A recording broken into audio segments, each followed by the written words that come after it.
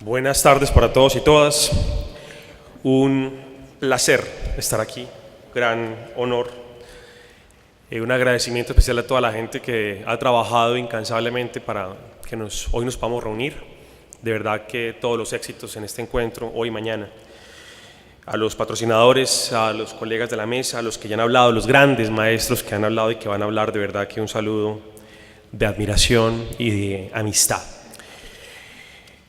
El título de la presentación que les traigo para compartir se llama Intercooperación e incidencia en el sector cooperativo, el caso colombiano, en aras de compartir con el caso chileno algunos puntos que podrían ser claves para el momento que hoy está aconteciendo en este país, que por cierto, valga decirlo, como un eslogan de una empresa muy conocida aquí en América Latina, aquí están pasando cosas, sentimos una energía y una alineación de fuerzas interesante y ojalá que esto pueda llevarlos a buen término. Segundo, no firmo como presidente de Confecop, entré el cargo hace 2 semanas exactamente, por ahora firmo como consejero nacional de planeación en mi país. Rápidamente unas cifras de cómo está el sector cooperativo colombiano. Nosotros en Confecop este año hicimos una revisión y una depuración tanto de las estadísticas como la metodología. Se había hablado siempre de más o menos unas 6.000 cooperativas, un poco más. Colombia realmente tiene 4.100 cooperativas, ahí aparecen 4.088, es como una cifra redonda. Esto es también el resultado de que en el año 2011 un decreto, el decreto de ley 2025, puso en cintura, lamentablemente pagando justos por pecadores, a las cooperativas de trabajo asociado.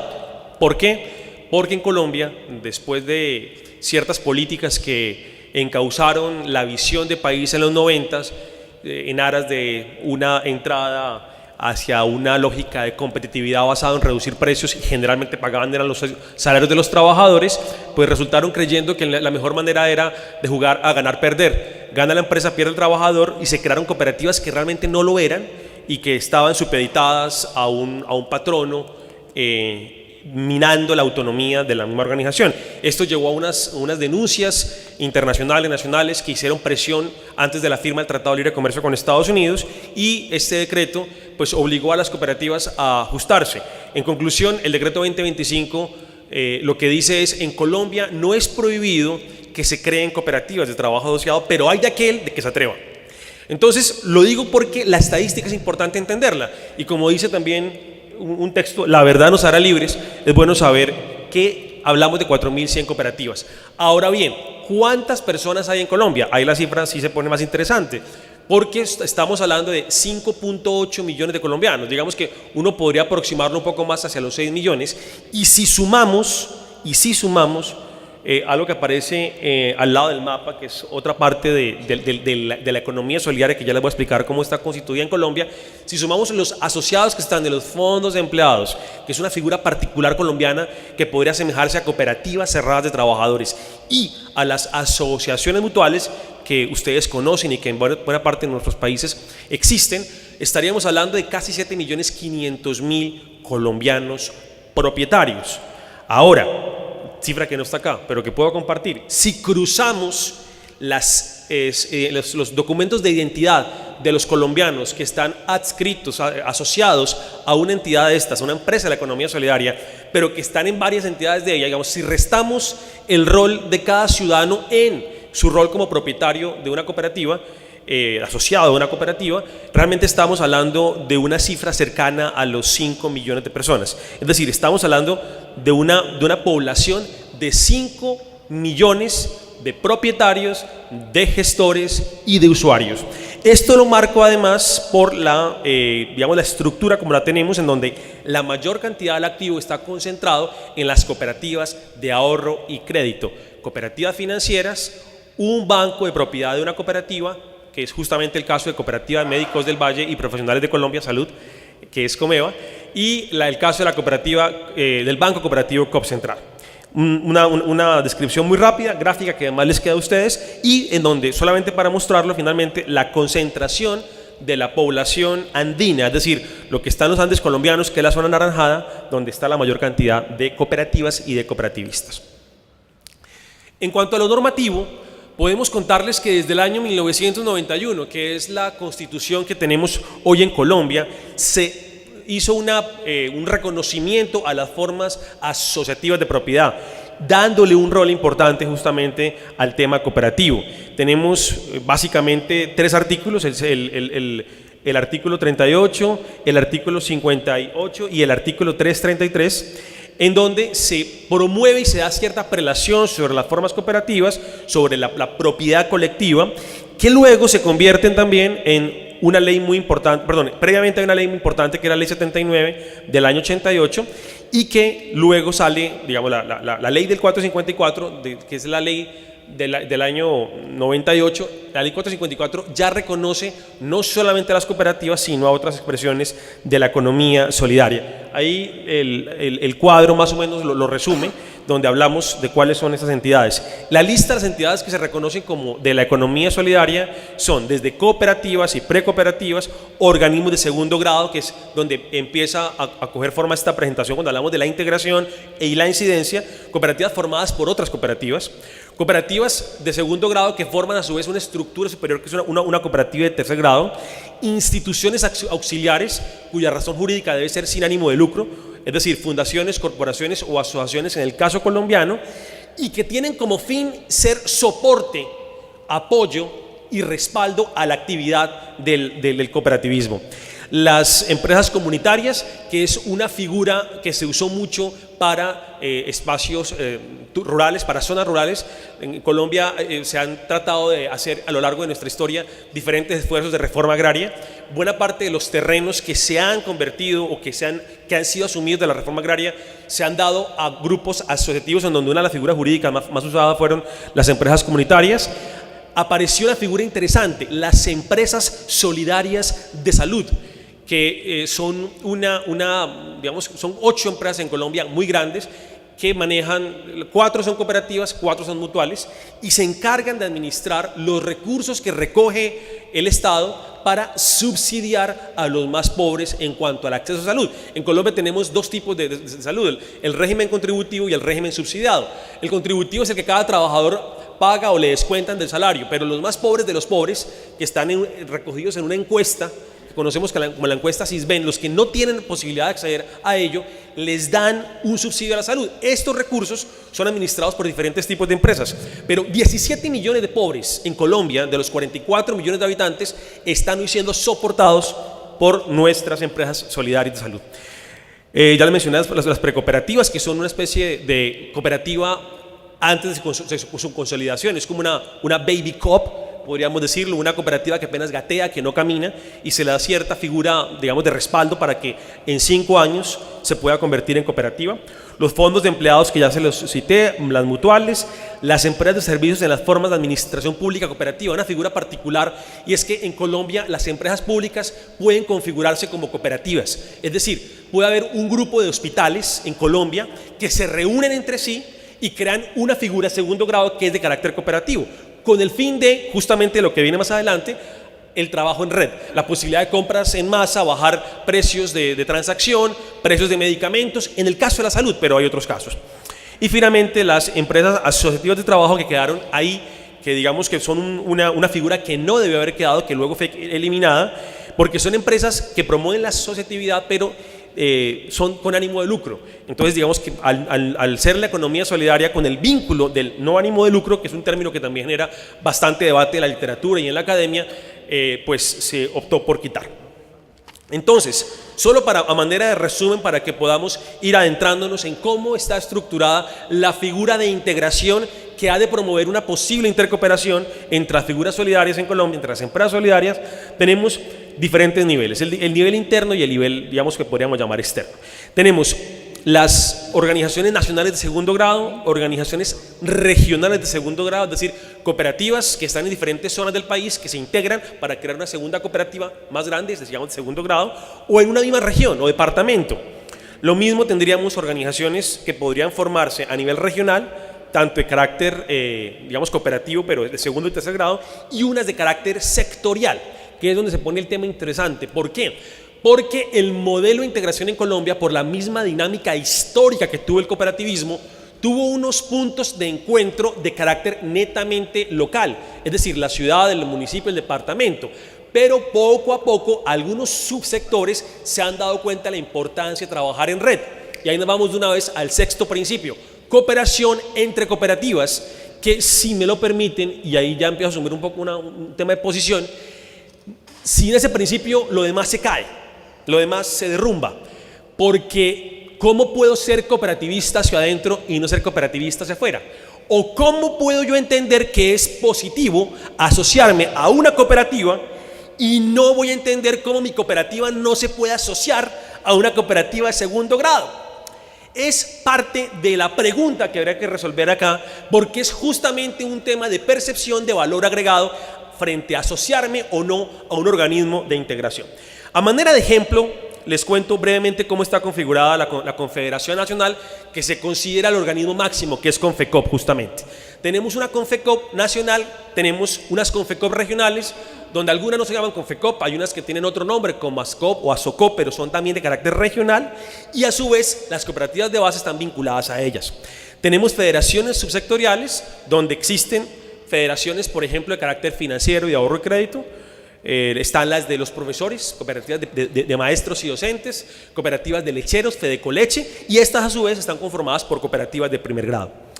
Tenemos lo que llamamos en Colombia las IAC, las instituciones auxiliares del cooperativismo, que se convierten en entidades de respaldo o de apoyo. No necesariamente son entidades que agremian, pero que sí reúnen, y dentro de esa lógica funcionan en la integración en Colombia. Y lo que conocemos como los grupos económicos. Los grupos económicos en Colombia son básicamente las empresas que se dedican a la venta de servicios y productos bajo la figura cooperativa y que son creadas por otras cooperativas. La más grande en tamaño por número de entidad es la Equidad Seguros, que reúne más de 1.200 cooperativas. Tenemos el Banco Cooperativo Coop Central, tenemos la aseguradora solidaria, tenemos Copserful Los Olivos, y tenemos un grupo cooperativo que está intervenido por el gobierno, pero que sigue siendo cooperativo, por lo menos así aparece todavía en su registro, que es Salud Coop. Ahí está, les queda un modelo o un ejemplo de cómo funciona esto. Ya en cuanto a nombres y demás, también tenemos lo mismo en entidades de segundo grado con los fondos de empleados, entidades de segundo grado con las mutuales. Muy bien. Ahora, si eso que les acabo de explicar les quedó la idea de cómo está estructurado, es decir, a manera de resumen, el modelo de integración en Colombia es un modelo que está avalado y amparado por la ley, motivado en el mismo principio de la intercooperación cooperativa, pero que queda netamente en la figura de representación. Entonces, a partir de la misma preocupación que hay para acceder a mercados, para poder competir más y mejor, para poder generar fortalezas en la estructura empresarial, se creó o empezaron a crearse dinámicas de cooperación entre cooperativas, algunas de ellas incluso estudiadas por las universidades, que en Colombia ya hay hoy justamente una red de universidades, la red Único Sol. Tenemos incluso un capítulo de CIRIEC Colombia. Hay toda una dinámica de varias universidades en todo el país. Mi origen justamente es un origen académico. Yo trabajé con la Universidad Javeriana, donde aquí tuvimos un trabajo y hemos tenido un trabajo histórico con la Universidad de Santiago, la USACH, y la misma Universidad de Chile. Estos casos que se estudiaron se pueden dividir en tres tipos de modelos de intercooperación: el modelo de integración regional para el desarrollo local, el modelo de integración en redes de intercooperación de pequeños productores locales y el modelo de actividades económicas en red. Ahí es donde se conectan los temas justamente que han planteado los maestros Singer, el maestro Raceto, y lo que ahorita justamente Rogelio nos compartía. ¿Cómo concebir el modelo cooperativo como un modelo por el cual atraviesa el futuro, el desarrollo para un nuevo país? O mejor dicho, para otro país, no para el país de la exclusión. Porque si en Brasil se habla de exclusión, el siguiente en la lista es Colombia en América Latina. Y hay que decirlo, es justamente un modelo económico calcado, tallado, adoptado, buena parte por políticas públicas que vienen desde Basilea, en donde los grandes bancos se han encargado de regir y de diseñar las políticas y la forma de regulación. Hugo, que es justamente el superintendente de la economía solidaria en Ecuador, sí que lo entiende. Tenemos entonces una única posibilidad, y es integrarnos, no solo para sobrevivir, sino para ganar y mostrar una oferta cooperativa. Ahí aparecen, por ejemplo, casos. La provincia de Guanentá en Santander. Algunos de los que están aquí presentes conocen. Justamente la primera vez que tuvimos a Pablo en la universidad nos lo cogieron, se lo llevaron, lo jalaron, sería el término, hacia Guanentá y lo tuvieron allá mostrándole lo que sería, Marcos de Castro, nuestro propio modelo de Mondragón, un modelo de desarrollo territorial a partir de la intercooperación y el reconocimiento de cada cooperativa sin importar su tamaño, con una lógica de complementariedad. El caso también de las cooperativas del Huila. Huila es un departamento en toda la mitad del país, es un departamento que ha sido golpeado por la guerra. No obstante, cuando ustedes hablan con un gerente de alguna de esas cooperativas de ahorro y crédito, de comercialización de alimentos, ustedes no sienten que está hablando una cooperativa inmersa en el conflicto armado. Sienten que está hablando una cooperativa de una ciudad o de cualquier pueblo con toda tranquilidad, porque justamente el modelo cooperativo ha propiciado dinámicas de capital social, de redes de confianza, en cierta forma de manejo social del riesgo, como diría el Banco Mundial, para minimizar el golpe del conflicto. El modelo de integración en redes de intercooperación de pequeños productores locales aparece en una iniciativa muy interesante, incluso apoyada por el gobierno nacional, que se llama Agrosolidaria. Una dinámica que empezó en una vereda de un municipio, pasó a la otra vereda del mismo municipio, pasó a otro municipio, pasó a otro departamento y así tiene casi todo el país, a partir de una lógica de integración de pequeños productores rurales. Gente con tierra o sin tierra, pero que encuentra en la asociatividad la posibilidad para reducir costos de transacción, para generar capacidades de negociación.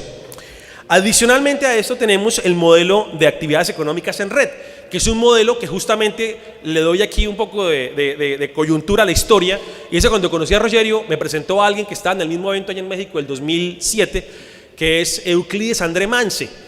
Y el libro que acaba de citar, La Revolución de las Redes, pues lo cogimos en Colombia, lo tomamos, lo leímos y dijimos, llevémonos a Mance unos días. Y lo tuvimos en Colombia y estuvo capacitando a nuestra gente, montando lo que sería un trabajo de intercooperación. Se hicieron algunas modificaciones. Ahí tenemos hoy lo que es el trabajo que se ha hecho básicamente en Antioquia, no solamente por redes subsectoriales, sino que tenemos además un municipio, San Antonio de Prado, que tiene una lógica de intercooperación en red a partir de las formas solidarias. La Equidad Seguros, Copserfún Los Olivos, que es una red de cooperativas de servicios exequiales, en donde no importa la persona donde fallece, el servicio llega hasta donde está por la posibilidad de trabajar en intercooperación, el Banco Central y en la misma Comeva, pero preferiría no agregar nada ahí porque creo que la doctora María Eugenia hablará mañana del tema.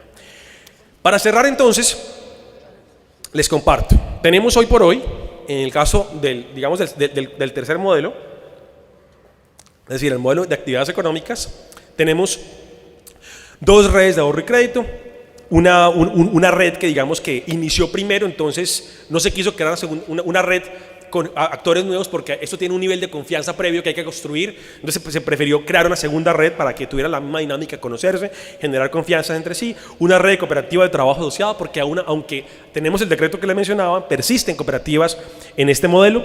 Cooperativa de transporte, tenemos entonces 45 entidades vinculadas. Hay hoy 3 niveles básicos para crear ese tipo de red. Un primer nivel relacional social, que es para que se conozcan y creen confianza. Un segundo tema, que es un segundo paso, que es la formación, una necesidad de hacerlos conocer las reglas de juego, la integración e intercooperación cooperativa económica, y por supuesto llegar a la fase de negocios y proyectos comunes, que tiene una fase previa que no pongo ahí, que es la posibilidad, digamos, que es el estudio o el análisis de factibilidad. ¿Qué dificultades tenemos? Esta es la penúltima diapositiva. ¿Qué dificultades hemos encontrado para que esta intercooperación funcione? De hecho, una propuesta de un cooperativismo en este modelo pues genera amigos y enemigos. En buena parte puede ser por la prevención al cambio, pero también porque, según y aquí hablo como académico, no como expresidente de Confecop, hay una diferente escala de incentivos a cooperar. El que coopera por su lógica del metro cuadrado, o como dirían también el CBY, ¿cómo voy yo? Y entonces prima el interés personal y no prima el interés colectivo. Esto sí que es grave, pero acontece y seguirá aconteciendo.